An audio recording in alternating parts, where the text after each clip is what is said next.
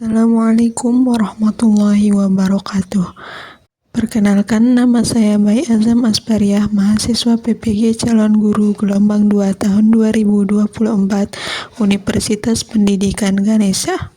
Di sini saya akan memaparkan hasil proyek UTS memodifikasi rancangan pembelajaran mata kuliah pemahaman tentang peserta didik dan pembelajarannya.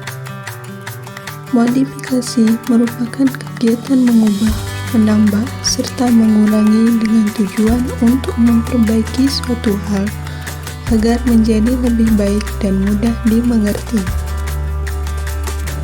Modul ajar merupakan salah satu perangkat ajar berupa dokumen yang berisi tujuan, langkah, dan media pembelajaran, serta asesmen yang dibutuhkan dalam satu unit atau topik berdasarkan alur tujuan pembelajaran.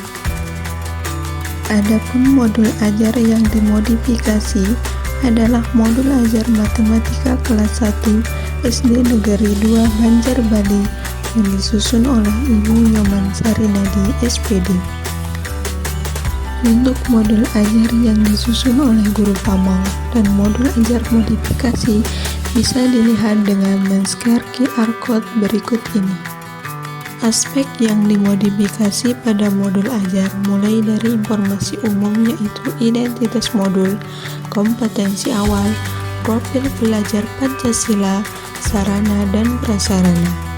Selanjutnya, komponen inti yaitu kegiatan awal, kegiatan inti, asesmen, dan LKPD. Modifikasi pertama yang dilakukan adalah memodifikasi identitas modul. Alasannya, sebelum modifikasi, pada bagian identitas tidak dicantumkan jenjang sekolah, tahun penyusunan, dan topik modul, sehingga bagian-bagian itu perlu dilengkapi. Perbedaannya bisa dilihat pada sebelum dan sesudah modifikasi. Di sana sudah terdapat jenjang sekolah, tahun penyusunan, dan topik modul. Selanjutnya adalah modifikasi kompetensi awal. Sebelum modifikasi, dalam modul ajar tidak dicantumkan kompetensi awal apa yang harus dimiliki oleh peserta didik sebelum mempelajari topik dalam modul. Setelah modifikasi, terdapat kompetensi awal yang harus dimiliki oleh peserta didik sebelum mempelajari topik tersebut. Adapun kompetensi awal yang perlu dimiliki adalah 1. Mengenal bilangan 1 sampai 20. 2. Mengenal konsep penjumlahan. 3. Mengenal konsep pengurangan. Selanjutnya, modifikasi profil pelajar Pancasila. Sebelum modifikasi, profil pelajar Pancasila yang digunakan ada 3 dimensi, yaitu beriman, bertakwa kepada Tuhan Yang Maha Esa dan berakhlak mulia, mandiri, dan gotong royong. Setelah modifikasi, profil pelajar Pancasila yang digunakan ada 4 dimensi, yaitu beriman, bertakwa kepada Tuhan Yang Maha Esa dan berakhlak mulia, mandiri, gotong royong, dan bernalar kritis. Hal ini disesuaikan dengan kebutuhan peserta didik agar dapat bernalar secara kritis dalam proses pembelajaran. Bisa dilihat perbedaannya sebelum modifikasi tidak terdapat dimensi bernalar kritis.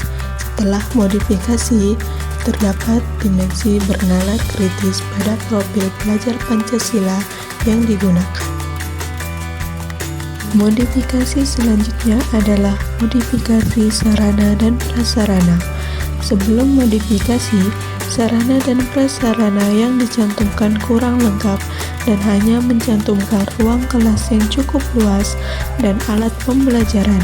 Selain itu, media dan sumber belajar disajikan secara terpisah, sehingga dilakukan penyesuaian dengan kebutuhan peserta didik dan media pembelajaran yang digunakan. Setelah modifikasi, sarana dan prasarana dilengkapi dengan alat-alat yang dibutuhkan selama proses pembelajaran, seperti laptop, LCD proyektor, speaker, dan berbagai sarana yang dibutuhkan untuk menunjang pembelajaran. Selain itu, media dan sumber belajar disajikan dalam satu kolom. Bisa dilihat perbedaannya. Sebelum modifikasi, sarana dan prasarana yang tertulis hanya alat pembelajaran dan ruang kelas yang cukup luas. Selain itu, media pembelajaran dan sumber bahan pembelajaran disajikan pada kolom yang terpisah.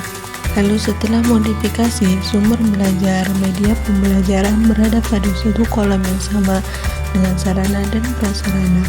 Selain itu, sarana dan prasarana yang disajikan lebih lengkap. Selanjutnya, modifikasi kegiatan awal. Sebelum modifikasi, tidak dilakukan asesmen awal non-kognitif dan asesmen awal kognitif. Sebelumnya juga tidak dicantumkan link video yang disebutkan dalam bagian pertanyaan pemantik. Setelah modifikasi, dicantumkan link video untuk bagian pemantik. Dilakukan asesmen diagnostik non-kognitif dengan menanyakan perasaan peserta didik, dan dilakukan asesmen diagnostis kognitif dengan melakukan pretest. Bisa dilihat perbedaannya sebelum dan sesudah dilakukan modifikasi. Sesudah dilakukan modifikasi, terdapat kegiatan di mana guru melakukan asesmen awal non-kognitif dengan menanyakan perasaan siswa dan asesmen awal kognitif dengan melakukan pretest. Selain itu, juga dicantumkan link video yang disebutkan dalam pertanyaan pemantik. Selanjutnya adalah modifikasi kegiatan inti.